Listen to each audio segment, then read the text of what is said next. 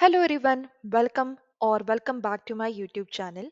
In today's video, we are going to discuss about some of the HTTP methods and we will see the example and how to do the execution for those HTTP methods using the Postman. So everything we are going to see that in the today's session. In previous session, we already covered some of the basic concepts about the API and how to install the Postman. So if you are not aware about those things, I'm providing those video link in the description. You should definitely check that out. So let's start with the today's video. So let's see what exactly the HTTP methods. So HTTP methods are used in APIs to define the actions that can be performed on the resources of a web server. So let's see what exactly the different HTTP methods are present. So whenever you are creating new API requests on the Postman, you can click on this new. So it will open the new tab and you can click on the HTTP request. So it will create the new HTTP request, or you can simply click on this plus icon. It will create the new tab for you. So we are going to create a new HTTP request now. So here you can see there are different HTTP methods are available. We are going to see each and every HTTP methods in a detail. So mostly we are use get, post, put, patch and delete, and we are going to see the example for those HTTP methods as well. So let's see one by one what exactly the purpose of this HTTP methods, and we will see the examples also. So the first HTTP method is the GET. So the GET HTTP method is a used to retrieve a data from the server. So what are the key characteristics of the GET method? The main purpose of the GET method is to request a data from the specified server, and it is a safe and idempotent. So safe, a GET request does not change the server state. It only retrieves the data. That's why it is a safe.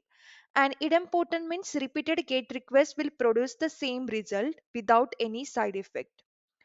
So parameters used in the GET request. So GET request can include a query parameter which are appended to the URL. So let's see some of the example of the GET request. So for that, I'm going to the website name as the reqres.in.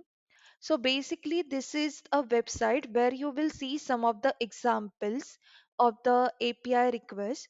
So there are get API requests, post, put, patch, delete, everything is available. So we can use that this for our demo purpose right now. So here you can see there are different gate requests are available, list users, single users. So we are going to use that. So for that, this you can see this is the resources, and this question mark page is equal to 2 is the query parameter. So we already discussed what is the resources, what is the path parameter. So users here is the path parameter and page is the query parameter. So what is the difference between path parameter, query parameter, what is the resources, endpoint, base URI? Every basic topics related to the API we already covered in the previous session. So let's see how we can execute this API. So for that, I just click on that API. So you can see now this is showing the endpoint also.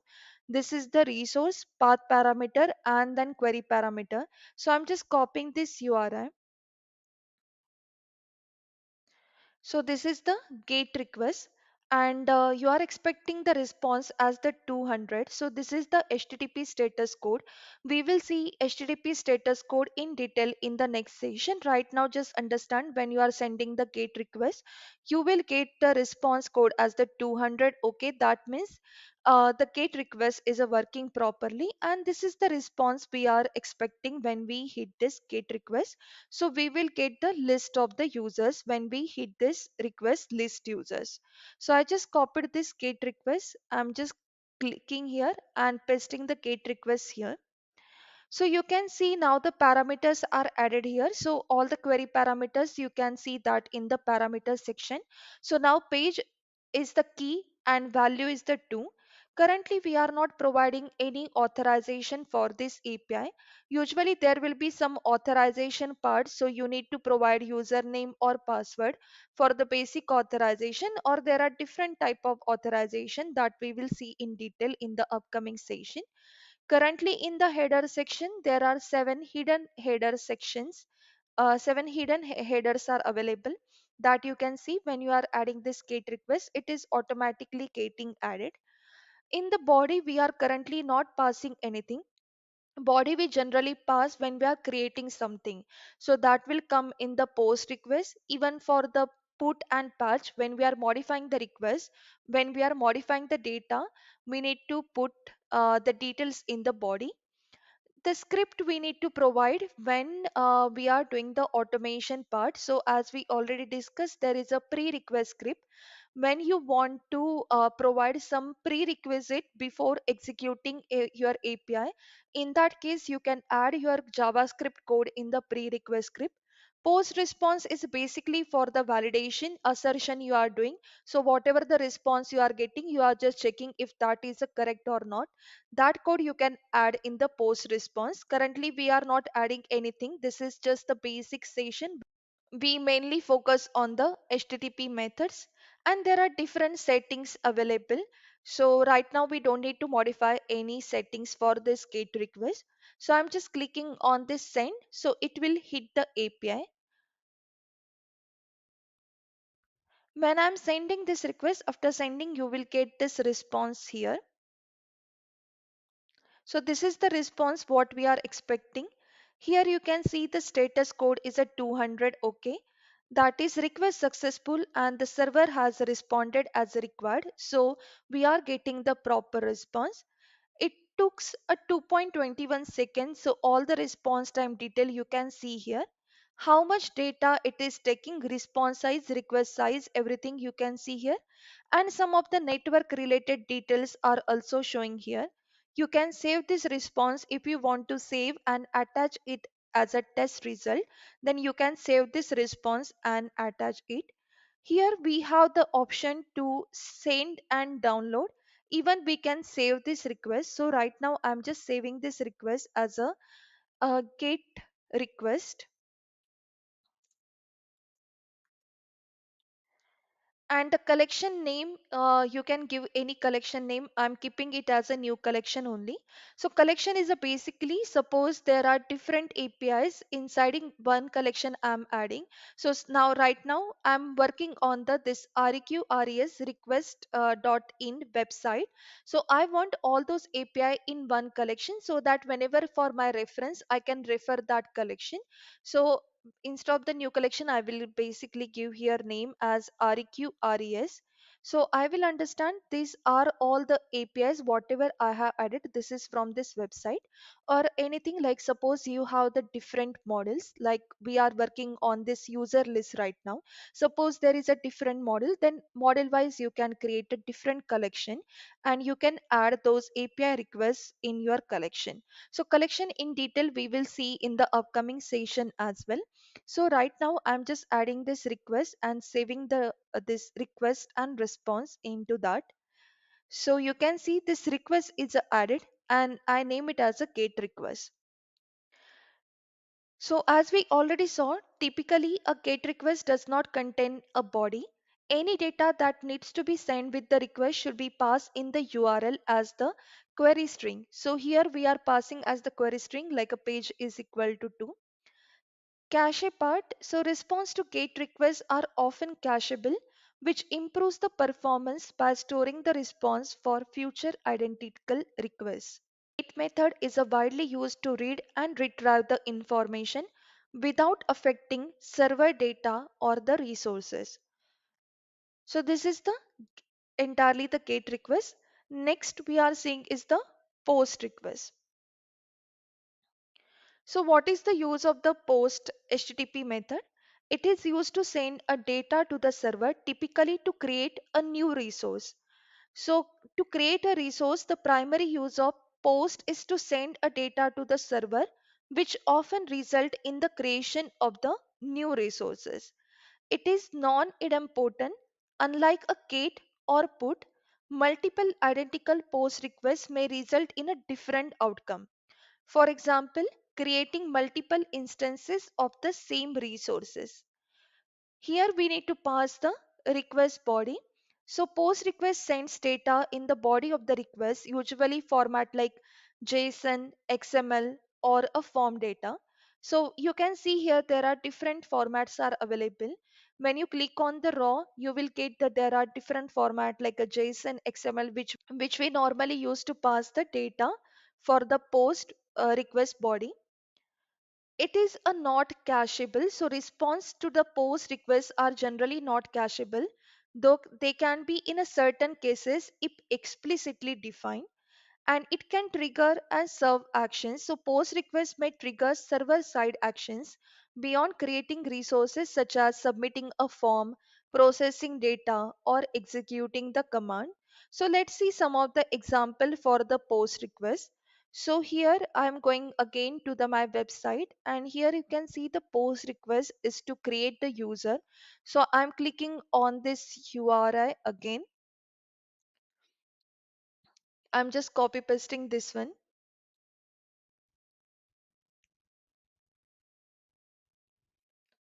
So as we discussed for the post, I need to pass the body. So here I'm passing the JSON body. So if you see this documentation, this is the API documentation. We need to pass the JSON body here. So I'm just click on this raw radio button and click on the JSON, and I'm pasting this body. So here we are passing the name and the job. Beautify this request also. So whatever the body we are passing, suppose if there is any format changes or any format mistake we have done, then you can just click on the beautify. So it will modify that request body if there is any changes. For example, I just given like this. If I click on the beautify, it is showing in the proper format. So in the name, I'm giving JP Learning Hub. So we will understand if we are getting the proper response or not. I'm just click on the send request. So you can see now we are getting the response as the 201 created. A new resource was created successfully. Here you can see the response time and all other details. In the response, if you see there, we can see the name which we are passed as a JP Learning Hub. Job is the leader, ID is created, and what time it is created, that also you can see here. If you are having any cookies related detail, that will come here. Headers also you can see in the response, whatever the headers we are getting, that you can see here. And in the test result, this will come when you added any script like a test for the automation purpose. Then you can see those test result here. So suppose if I added, if my response code is a 201 or not in the post response, then that test result will come here, that we will discuss later in the upcoming session. So here the response is a coming in the JSON format. If it is in a different format, you can convert that in a different format as well. So currently we are seeing this is in a pretty format. You can see in the raw preview, and there are, if there are any graphs or something, then you can use the visualize as well. So currently I'm keeping it as a pretty only. So basically what kind of response code we are expecting when we hit the post request. So 201 created we already got when we created the new resource. Then we will get the 201. We will get the 400 bad request when the request was malform or contains invalid data. In that request, we will get a 400 bad request. For example, instead of this name, I'm passing just N and passing JP Learning Hub. Let's see what it is giving. It is still creating, but this is not the proper API. Let's see if I remove this one and let me try again. Okay, now you can see it is giving me 400 bad requests. The server could not understand the request, maybe a bad syntax, as we are not given this key value pair here, right? So that's why it is giving 400 bad requests. 401 unauthorized when authentication is required and failed or was not provided. So currently we don't have or currently we don't need to pass any authorization here.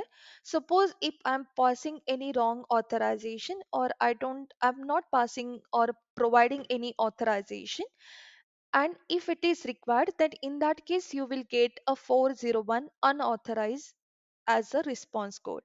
500 internal server error, the server encountered an error processing the request. So when the servers are not available, usually you will get the 500 internal server error. So let's see what is the difference between post versus get. So post is used to send data and create resources, while get is used to retrieve the data. So in summary, post is the go-to method while sending a data to the server, especially for creating a new resources and submitting forms or uploading file. So let me just modify this body back again as a correct. So this is our correct body. I'm going to send this request again. We got the proper response. So I'm just saving this as a post request in my collection. So let's talk about now the third HTTP method, that is the put. The put HTTP method is used to update or create a resource on the server. So basically, it update or create the resources. If the resource exists, put update it. If the resource does not exist, then put can create it. It is a idempotent request, so making the same put request multiple times will result in the same outcome. That is, the resources state remains unchanged after the first successful request. So put is often used to completely replace the existing resources. If the certain fields are missing in the request, they may be deleted from the resources unless the server handles partial update gracefully. So for the put, we need to provide the request body. The put request contains the data needed to update or create the resources, typically in JSON, XML, or other format. It can create the resources, although often used for update. Put can also create the resources when the client specifies the complete location of the resources in the request. So let's see some of the example of the put request. So for that, I'm going to again this website. So here you can see there are some put examples for the update. So I'm clicking on that. So put is used for to create a new resource as well as we can update the existing part. So for that, I'm just clicking on this link and I'm copying it.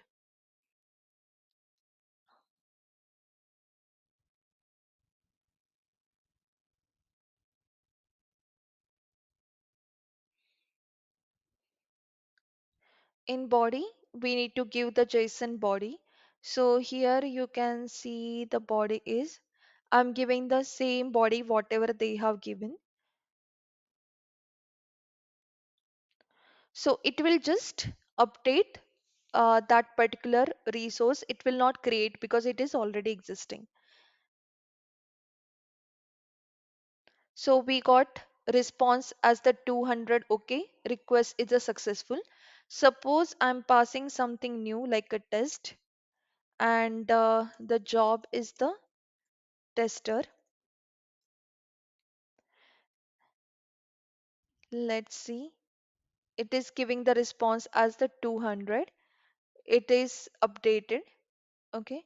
So basically we got the 200. Okay. The resource has been successfully updated. We can get the 201 created also when the resource has been created if did not exist before. So what is the key difference of the put versus post? So put is a idempotent and typically updates or replace an existing resource, while post is a non-idempotent and usually used for creating a new resource. In summary, the put method is used to fully update or create resources in a consistent manner, ensuring that a repeated request yield the same result. So let's see the new HTTP request, that is the patch. Before that, I will save this request as the put request.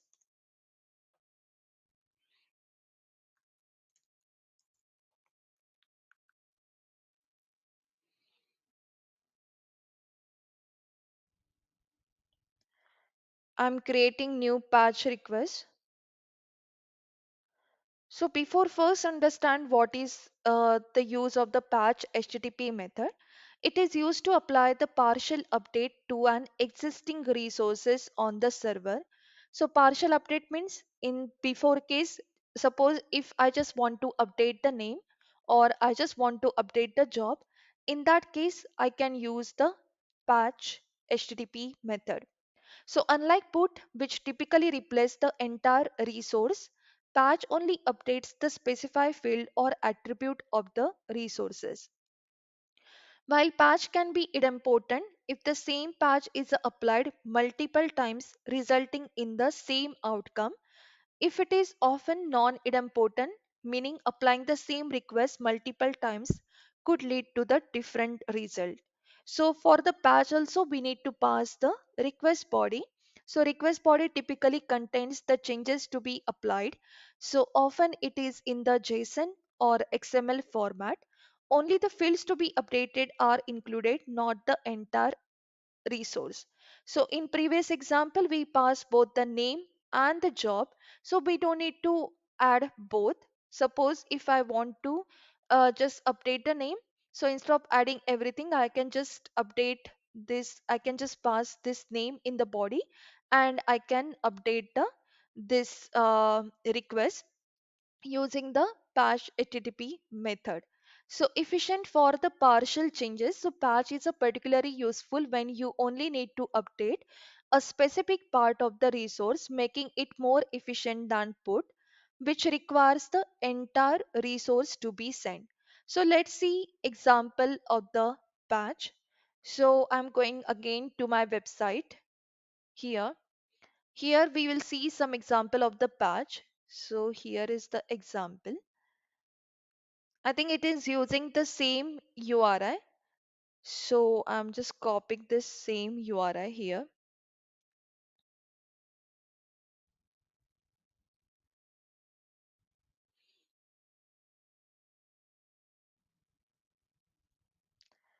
In body, we are passing raw JSON format. Here we can pass both name and job, or we can pass just name or job. So right now I'm just removing the name and I'm just passing the job. So we can partially update also. So instead of this job, I'm putting it as a tester and I'm sending this request. So we are expecting the response as the 200 and this is the response we are expecting. So let's see what response we are getting. So we are getting 200 OK status code as well the job whatever we updated that we can see here and updated at what time and date we can see here. So let's see what is the key difference from the other method. So patch versus put we will first discuss. So put replace the entire resource while patch only update the specific part of it. As we can see, I just want to update the job. I just change that value and updated the this particular value of the job. So put is a idempotent, meaning multiple identical requests produce the same outcome, while patch may not always produce the same outcome. So what is the difference between patch and the post? So post is a use for creating a new resource or triggering action, while patch modifies an existing resource. So in summary, patch is a ideal when you only need to modify part of an existing resources, making it more efficient option compared to put for the partial updates. So let me save this method as the patch request.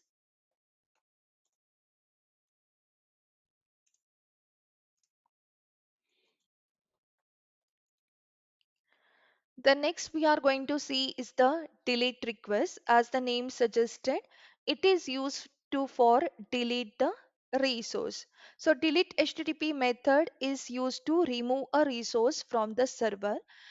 So the primary use of a delete is to request the removal of a specified resource from the server. Multiple identical delete requests should result in the same state of the server. If the resource is already deleted or doesn't exist, Subsequent delete requests will typically return a similar response. So suppose if I already deleted, suppose there are multiple users are available and user id 3 I want to delete particular user who is having the user id as a 3. If I already deleted that and I'm trying to delete that user again and again, then I will get the response as the 404 not found because that user is already deleted, or we will get the response as the 204 no content. So in delete request, typically we don't need to pass the request body as the URL itself specifies the resource to delete. However, some servers may support providing additional data in the body. And delete responses are generally not cached since the action modifies the server state. So let's see some example of the delete request. I'm going again to the same website. Here you can see the example of the delete request. So I'm just copying this link. So we are deleting this user 2. Here we don't need to pass any request body. If you see this documentation, here we don't need to pass any request body and we are expecting the response as the 204, that is the no content. So let's hit this API. So we didn't get any response as such, but we got this 204 no content which we are expecting. There is a no content to send for this request except for the headers. So what exactly typical response code we will get for the delete HTTP method? So we will get 200 OK. So when the resources was successfully deleted and the response contained a message or a representation of the deleted resources. So basically when we get some response, in that case you can expect the status code as the 200 OK. 204 no content, the resources was successfully deleted and no content is written in the response body.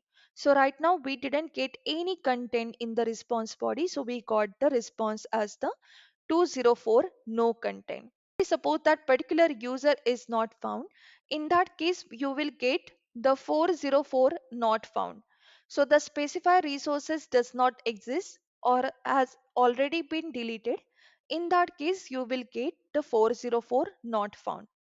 401 unauthorized, so authentication is required, that we already discussed. So currently for this API there is a no authorization is required, but if suppose we are passing the wrong authorization details, in that case you will get the 401 unauthorized.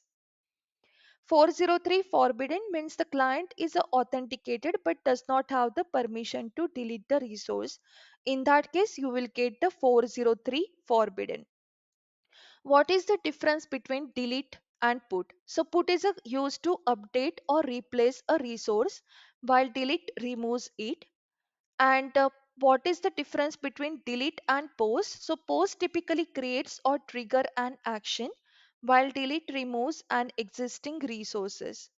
So in summary, the delete method is a used to removing resources and its idempotent nature ensure that repeated requests will consistently result in the same outcome. The resources being deleted or confirming that is a no longer exists. So these are the important HTTP methods that we discussed today. So we already discussed, let me save this HTTP methods as well. So this is a delete request. So today we already discussed get request, post request, put request, patch request, and the delete request. What are the uses of them? And we saw and executed some of the examples also. So there are two more HTTP methods. If you see here, there is a head HTTP method and the option HTTP methods. So let's see what is the use of that. So options basically used to describe the communication options for the target resources. So it is used to check what HTTP methods are supported for the specific endpoints. So for example, this ruqres dot in, this is the endpoint, right? So what are the different HTTP methods are supported for this endpoint? So we already saw they are supporting get, post, put, patch and delete. So we will get those options as a response when we are hitting this option HTTP methods. It returns allowed method like get, post, put, patch and delete. So whatever the allowed methods that will get in the response. The next HTTP method is the head HTTP method. So head is a basically used to retrieve headers for a resource, similar to a get but without the response body. So we already saw in the response body we will get the headers also, as well as in the body you will see the response. Suppose you are just want the headers, in that case you can use this HTTP method as the head. It is used to check the metadata, for example, size or last modified details, etc., without downloading the entire resource. And it returns the header for the user resources. So these methods follow the REST architecture for building the web APIs, where each method has a specific role in interacting with the server resources. So these are the different HTTP methods. So currently we discuss uh, everything whatever the HTTP methods available here in the Postman. We discuss all the HTTP methods and uses of that. So before concluding this session, I just want to discuss about the CRUD operation. So what is the CRUD operation? So let me write.